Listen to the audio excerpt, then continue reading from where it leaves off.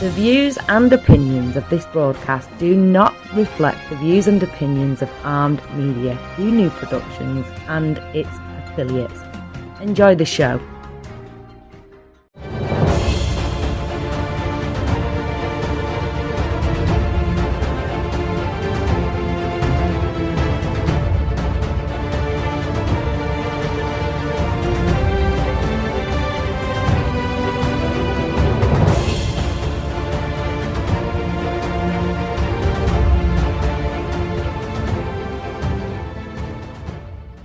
But the Ouija board was brought out as entertainment. Now, we're getting to the part where people are going to start asking questions, I'm hopefully going to answer that question that someone asked. Communicating with the dead was common. Wasn't seen as bizarre or weird back then. Something that happened. It was hard to imagine now that when we look and think, why are you opening the gates of hell? Opening the gates of hell wasn't on anyone's mind when they first started using the Ouija board. In fact, most Americans, because of the board and its value or thought to be value, more Americans open their wallets than they did open the gates of hell, because it was intriguing. It was entertaining. It got them to do something. As the spiritualism had grown in the American culture, they had a lot of frustration with how long it took to get any meaningful messages. Again, hard. Messages were hard to get. In 1868, the fledgling Associated Press reported on the new phenomenon taking over spiritualist camps in Ohio. The talking board, it was for all intents and all purposes a Ouija board with letters, numbers, and a planchette-like device to point at them. The article went out far and wide, but people who acted on it in 1890, they pulled together a group of 4 investigators, including Elijah Bond, Colonel Washington Bowie, to start the Kennard Novelty Company. Again, we're back to novelty. We're back to that whole novelty piece again. Entertainment. None of the men were spiritualists. They were businessmen. But they had a little bit of a niche. They already knew. They identified that. We got really blurry there. Wow, that was freaky. They identified the little niche that they saw. They saw the Ouija board as everyone wanted it. Everyone thought they knew what they were doing. Everyone thought they could contact the other side with it. Cha-ching, if we can make bulk on it, we can bank on it. Bulk equals bank, right? That's what's out there. They didn't have a board yet when they first started doing it. Contrary to belief, Ouija is not a combination of the French words for yes, which is oui, and the German ja, Murch, but based on his research, it was Bond's sister-in-law, Helen Peters. They said Bond was a strong medium. She supplied the now instant recognizably handle. She's sitting around a table. They asked the board what it meant. What should they call it? Ouija came through. When they asked what that meant, it meant good luck. It was eerie. It was cryptic. But for the fact that Peters acknowledged she was wearing a locket bearing a picture of a woman named Ouija, Oja, however you want to say it, above her head. Was it misreading that? Was it? Did it get named wrong? Because that's not what was above her head. What was above her head was a picture of a famous author and popular women's rights activist named I'm going to get this wrong. Ouida. Ouida. Ouida. So did they get it wrong? So now we're going to jump ahead here in this article a little bit. By 1892, the Kennard Novelty Company went from one factory in Baltimore, two in Baltimore, two in New York, two in Chicago, one in London. They were building lots of stuff. They did a lot. They did a lot of boards. So now let's jump ahead in this whole article. Where's that one part? I know it's in here somewhere. All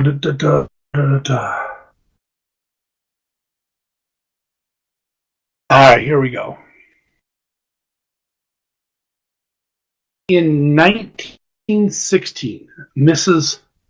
Pearl Curran made headlines when she began writing poems and stories that she claimed were dictated via the Ouija board by a spirit of a 17th century English woman called Patience Worth. The following year, Curran's friend Emily Grant Hutchins claimed that her book, Japheron, Japherron, was communicated via the Ouija board by the late Samuel Clemens, better known as Mark Twain. Curran had her success, Hutchins a lot less, but neither of them achieved the heights as Pulitzer Prize-winning poet. Try saying that 10 times fast. Holy crap! Let's see. I lost my spot here. As James Merrill did in 1982, his epic Ouija inspired and dictated the poem "The Changing Light at Sandover." He won the National Book Critics Circle Award. In 1979, he wrote Maribel, Books of Numbers, another Ouija creation.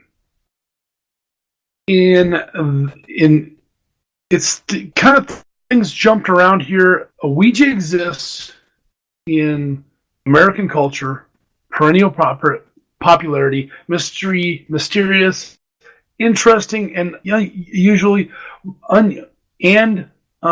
usually barred by the few cases of Ouija-inspired murders, non-threatening. That is until 1973. Here is where it goes. 1973. This is where it happened. In 1973, The Exorcist scared the holy living dog pants off of people in theaters. With all the pea soup and head spinning and supposedly based on a true story and the implications that 12-year-old Reagan was possessed by a demon after playing with a Ouija board. Playing by herself. And they showed the board. Wait, hold on then. It's kind of like Psycho. No one was afraid of showers until that scene. It's a clear line. You can actually see it. Explaining before the Exorcist film and the TV depictions of the Ouija board were usually jockey, hockey, and silly. I Love Lucy featured in 1951, an episode of Lucy and Ethel host a scene using a Ouija board. But for 10 years afterwards, it's no joke. So I'm going to jump off this article because I'm getting a little confused here. But there's that key right there, 1973. 1973 was where the Ouija board made its biggest outcome. Now, 1973 rolls around, The Exorcist rolls around, and they show it in the movie. And then that little girl has got her head spinning around, and she's going nuts. Maybe she's eating a Tide Pod. I don't know. She was the first one to eat a Tide Pod. They have Tide back in 73? Maybe powder. Did she have any white stuff on her lips? Maybe she's snorting. She was snorting Tide. That's what she was doing. No, I'm just kidding. Maybe not. Something to think about. 1973. Ouija board is shown in a movie. It's shown that people using it, or someone using it, a little girl, becomes possessed. Demon gates of hell are open. They have to go out there and they have to save this little girl because she used a Ouija board. What happened to all the hundreds of people for the 100+ years that were using it before her? Here's the thing that I look at. Again, I don't want to put down anybody's religion. I'm not going against anybody's religion. I'm not going to go against mine. I'm not going to say anything bad about whatever you want to believe in. The Ouija board was brought out as an entertainment piece. But so was the radio, the TV, dancing, Facebook, YouTube, and see how much trouble we get into with that. Think about all the things that we do now as paranormal investigators.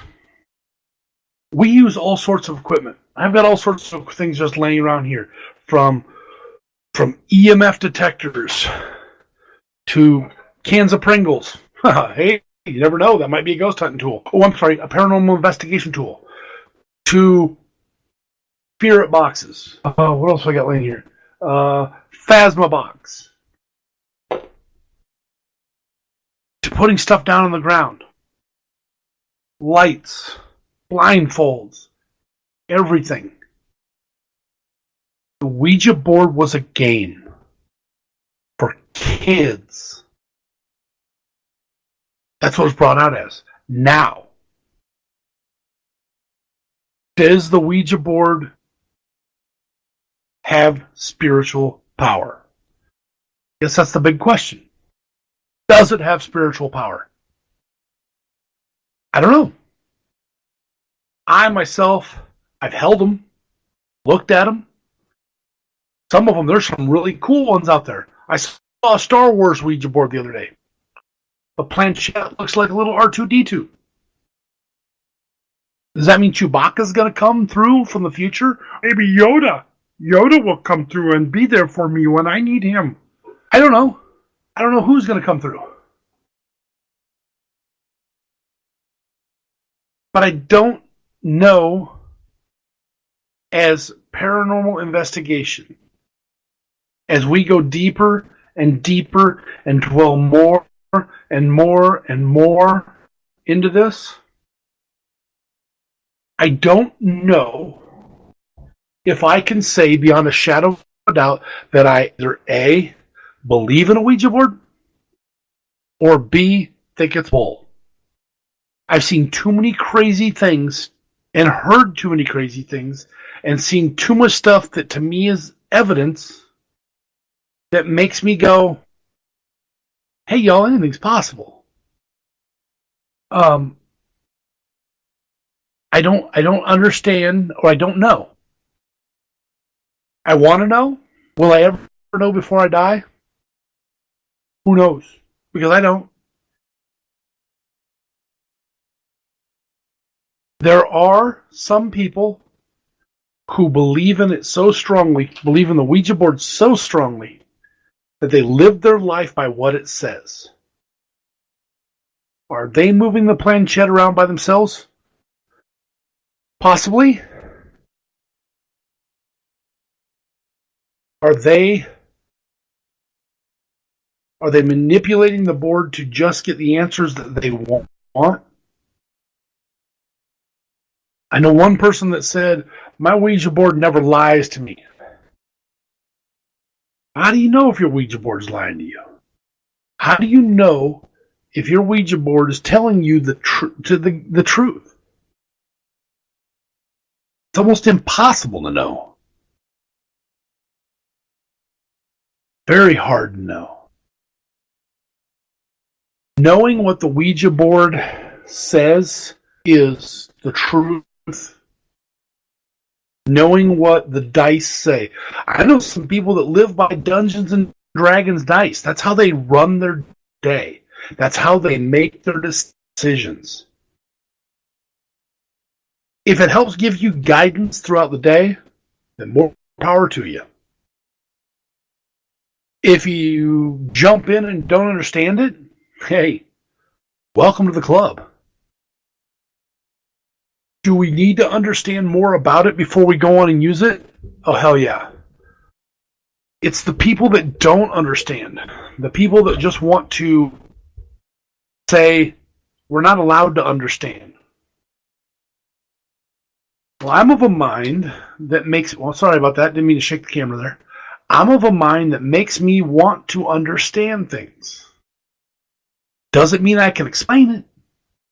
Just means I want to understand it. We go to a lot of hunts or a lot of investigations where people talk about, I heard this, and I heard this, and I heard this, and I heard that, and I heard this, and I heard that. Well, tell me where you were standing when you heard it. What did it sound like?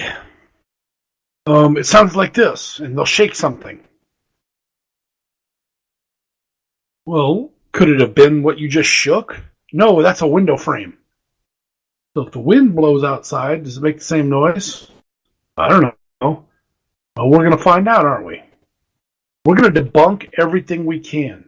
Because the more we can debunk, the more we can explain, the more when we go in as a team and you go in as an investigator and you go through, night Amanda, the more you go in as an investigator, the more you go in as a team and you go in to do things, believe it or not, the more you can debunk, the more you can make your client, if you want to call them that, or the person you're helping investigating for, you can make them more relaxed. You know, hey, heard this banging noise. You heard the noise. Cool, Shannon. You heard that noise. So I went outside and we made this noise and it sounded exactly like what you have. So I want you to see if you can hear it.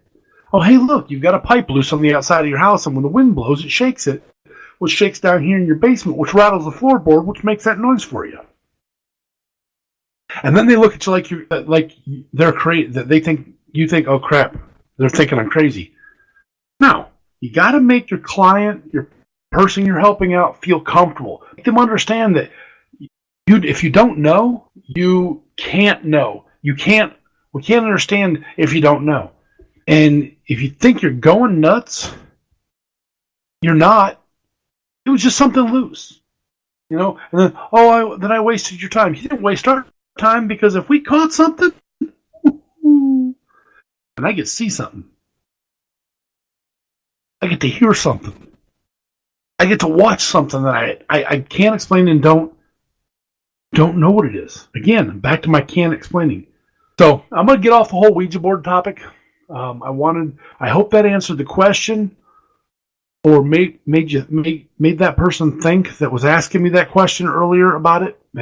Thank you for your question. Anybody who's out there, you want to send us a question or something you'd like to hear us talk about, send it to Talk Like Paranormal. We'll jump on it. We'll listen to it. We'll answer that question for you.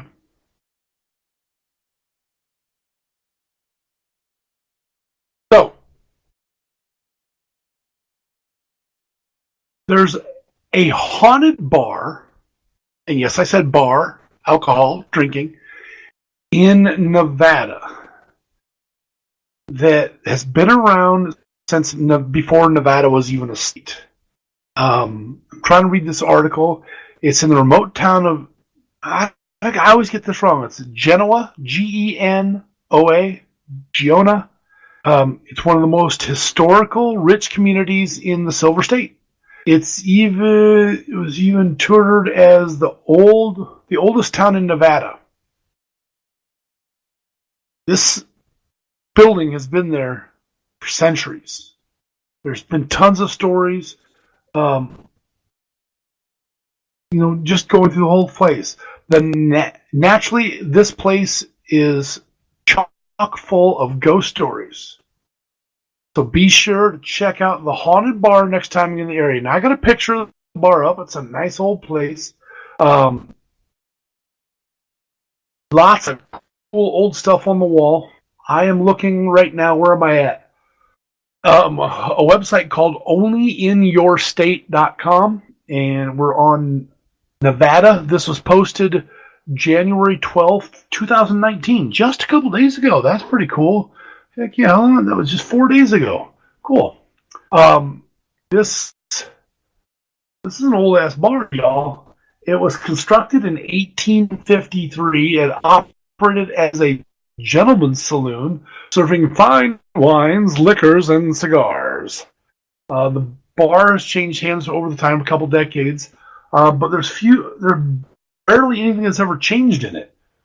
There's still the old poker tables going on. Still got that old Wild West vibe.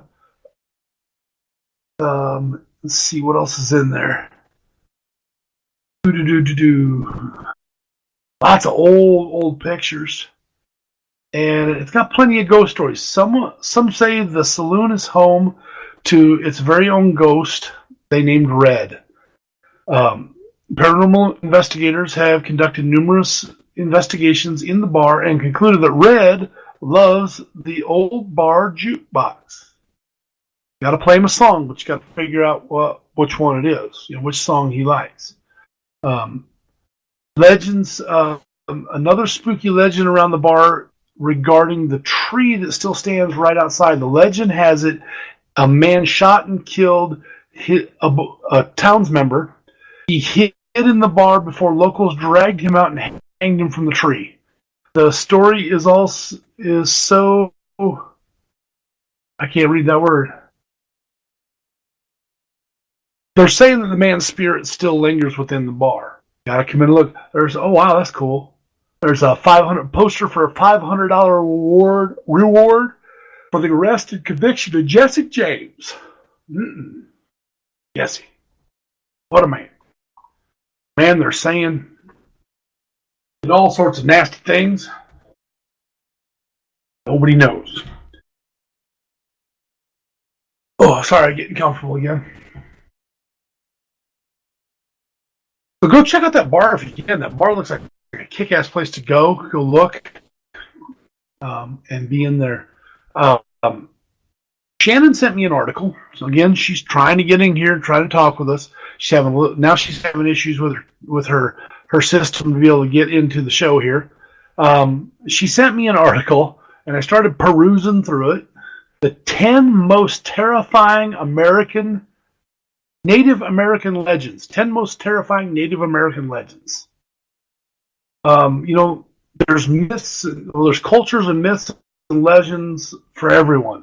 Everyone from wherever you're at in the world, everybody's got them. The ancient lore of the indigenous people of North America, depending on where you go, the lore is different. I see. Okay, Shannon's on there, so there's creatures. Oh, Shannon's having trouble with the show, so all right, we'll figure it out. There's different things. There are evil forces lurking everywhere. So do your homework. If you're going to start talking about Native American fantasy or lore or legends, do some homework. We're talking about this first one. What the hell is that? Amazotz. Kamazot. I can't say that. The death bat. This ferocious creature originates within the ancient Mayans, who depicted him as as a powerful god monster from the hellish domain of Zybla, I think is how you say it, where he presides over swarms of bloodthirsty vampire bats. Though powerful enough to destroy entire civilizations, Kamazotz I think that's how you say it, made a treaty with humans bringing them fire. But in exchange, he demanded human sacrifices. So, according to the Mayans, that's how Americans. Oh, sorry, I didn't. That slipped out. That's how humans got fire. There's one. The next one is Chino, the ice giant. The Chino, as was described as a Bigfoot-like creature. The original legend was from Wabanaki people tells that he was once human, but at some point committed a horrible crime for which the gods cursed him and turned his heart to ice. His frozen spirit was trapped within the body of a lumbering troll-like monster who devours any humans he gets his hands on. No, Bigfoot-like creature. Is this where Bigfoot came from? Is this how Bigfoot got started? Something to think about. What in the heck? Oh, here we go. Then the next one is the Canostonites. Canostonities. The Flying Heads. The Iroquois myth included some nightmarish tales, but the Flying Heads are the creepiest by a long shot. Way creepiest. There are many stories about these evil creatures, most of which of them portrayed as kind of like a vampire. They vary in size from tiny to humongous. The most familiar story involving these beasts attacking a woman who was roasting chestnuts, and the creature accidentally ingested a hot coal from the fire, which burned it to ashes. Wow. The Flying Heads.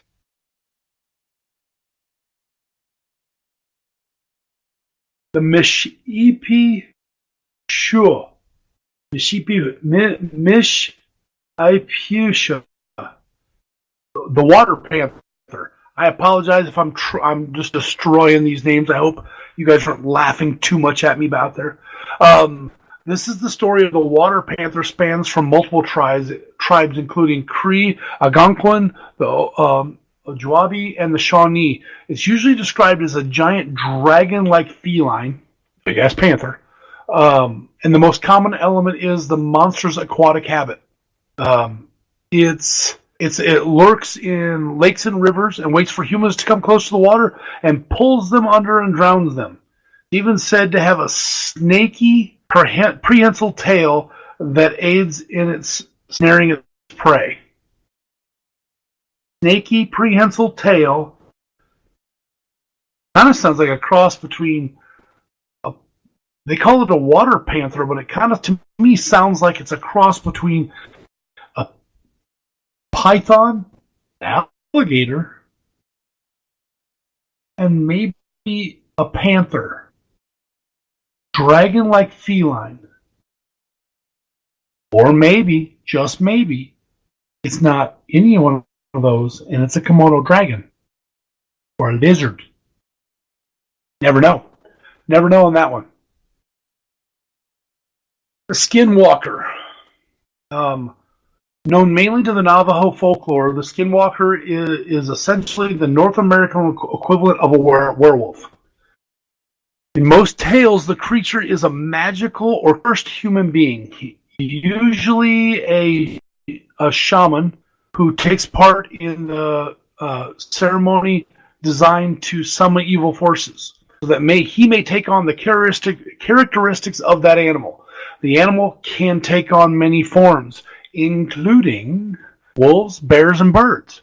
If the shaman stays too long in the animal form, he can lose his humanity completely, which makes him even more dangerous. So, yeah, Being able to change your skin, I think that would be one of the coolest things. I'd have to change myself into something like a puppy, because who doesn't like puppies? Puppies are awesome. Ooh, that's a freaky looking picture. I'm not going to try to keep saying these names. I'm just going to kind of give you the definition because the names are huge. The Ghost Witch. One of the scariest figures in this mythology, the Ghost Witch is often said to be born from the dead body of a shaman who practiced black magic. The demonic entity that emerges each night with murder on its mind, they can be killed with fire, but be aware of approaching one. Simply making eye contact or hearing the witch's voice can bring on a diabolical curse down on the unwary. Well, I thought that was ex-wives. Huh, maybe not. I don't know. You never know. Let's see. What's the next one here? The Owl Woman from the Yakima tribe. From the Yakima tribe comes a tale of 5 spiritual women who resemble giant owls, dwelling in caves by the day and flying out at night to prey on all manners of creatures, including humans. In fact, they're said to prefer the taste of chicken. Who doesn't like a good piece of chicken? You soak it in buttermilk for overnight, and then you roll it in a little bit of flour, and you right in the pan with a lot of hot grease, and then who doesn't like a good piece of chicken? The owl itself is a symbol of death in many native cultures. So owl women are essentially a walking embodiment of death itself. See? Even death likes chicken. Okay.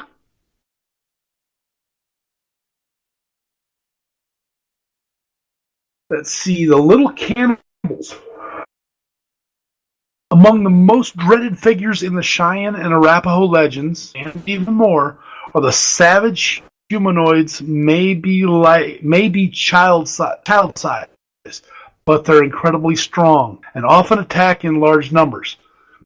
According to some myths, they were fearsome warriors in previous lives, resurrected as dwarves after dying in battle. Most of the tales say that they were finally wiped out by an alliance of several tribes. Little cannibals, humanoid creatures, children of the corn. I'm just saying. Just putting that out there. Just saying. The horned serpent is a Cherokee legend prominently featured this dragon-like behemoth, which is believed to have originated as a human, taking the serpent shape to seek vengeance on those who wrong them. Much of the dragons... I can't even talk tonight. Sorry, y'all. My mouth is like... Much of the much like the dragons of European myth, there are stories of men proving their bravery by confronting one of the most powerful beasts, who are also lightning fast and can devour a person in one bite. How is it that you look back through history? How is proving your bravery by taking on a creature, let's just say dragons? Because I'm not the type of person that doesn't believe in dragons. I always have. But how is it that a dragon, breathing fire, how is it that fighting a dragon proves your bravery?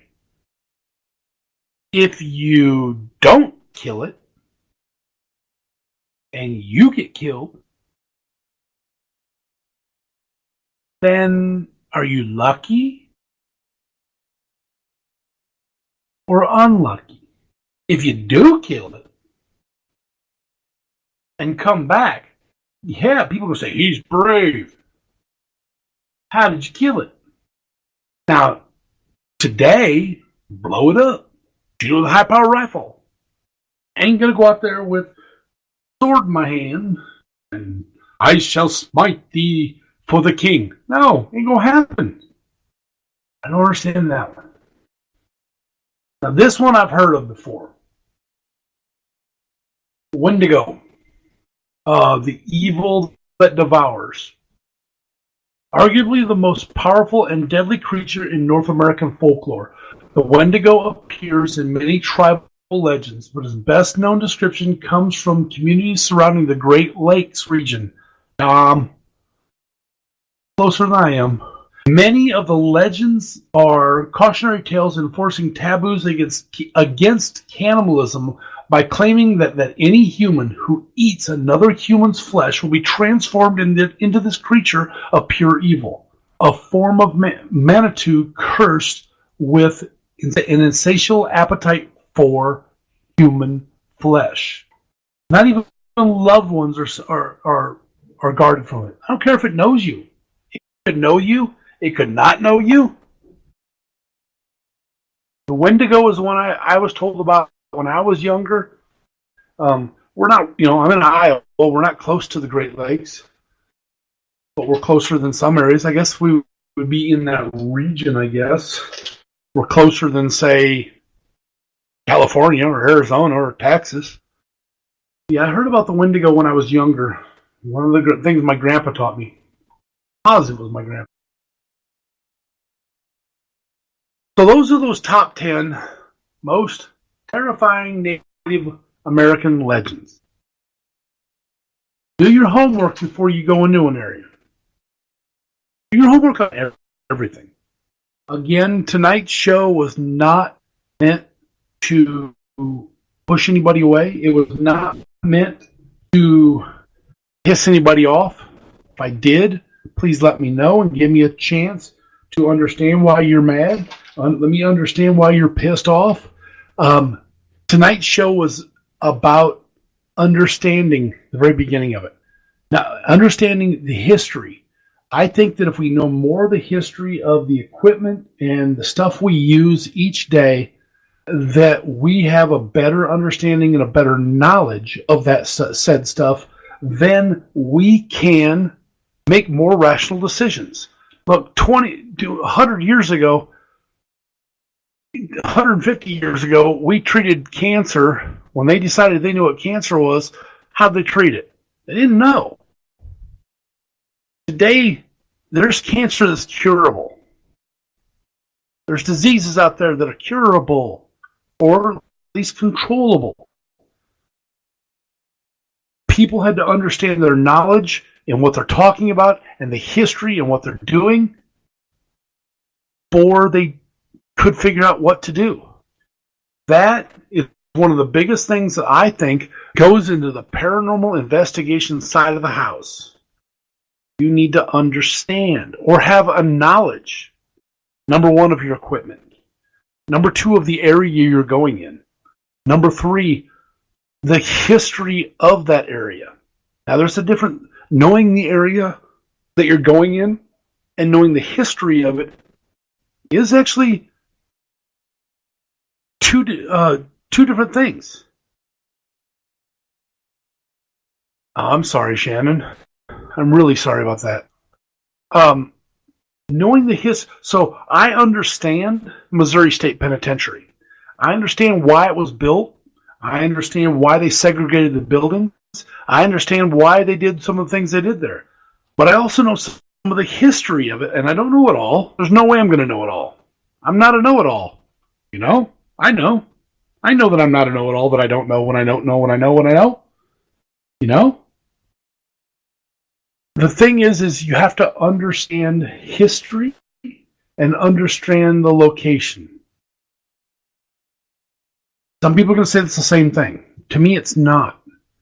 Understanding the buildings and where they're at and what they were used for, that's just knowledge of what they are. They physically are. Understanding the history, and I keep going back to the Missouri State Pen because it's one of the ones that I really love going there. The Missouri State Pen It wasn't a prison in the beginning. It was a poor farm. It started out as a poor farm. If you don't know what poor farms were, almost every state had poor farms. You lost your job, you couldn't go grab a shopping cart and go live underneath the bridge down by Walmart and just stay there. That wasn't allowed. You were put to work on a poor farm until you earned enough money to get yourself out of there, or something else happened that you could get out of there. That was how things were done back then. Missouri State Pen, the property started as a poor farm. Then they started having prisoners there on the poor farm, which were Civil War prisoners. The first building that was ever built there, which is building number 4, which is a beautiful building, was built by Civil War inmates to house themselves. They did a damn good job on that building. It's still standing. It's gone through a lot of hell. I mean, tornadoes, no. I mean, it's been around a long time. It's a beautiful building. There's a bunch of other buildings there. There's some that were built much later on. Oh, excuse me. Some that were built much later on that just, they're falling apart. They're dilapidated. Construction has changed so much. You couldn't build a building like that nowadays. It'd take 100 years to build something like that. And a lot of money. Put that much time and effort into it. I also know that Building 4, we'll jump back to that, Building 4 was, before it closed down, was a segregated housing unit. It was a black-only unit. They had to separate, guys, because of racism. The easiest thing to cure in the world is racism. It's the easiest thing we can cure and get rid of. It's a mindset. But they had to separate these guys. Otherwise, they've been all out war. That's where they lived.